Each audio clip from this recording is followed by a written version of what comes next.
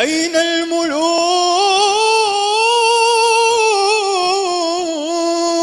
التي كانت مسلطنة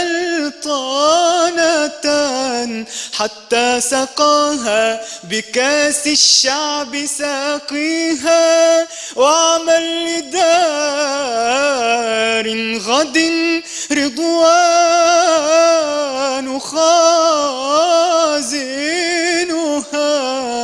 والجار أحمد والرحمن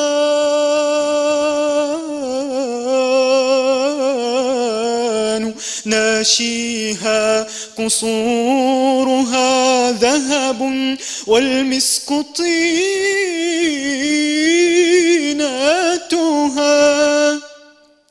والزعفران حشيش نابت فيها، أنهارها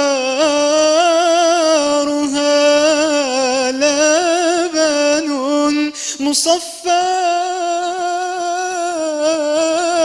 من عسل، والخمر يجري رحيقا في مجاريها، والطير تجري على الأغصان عاكفة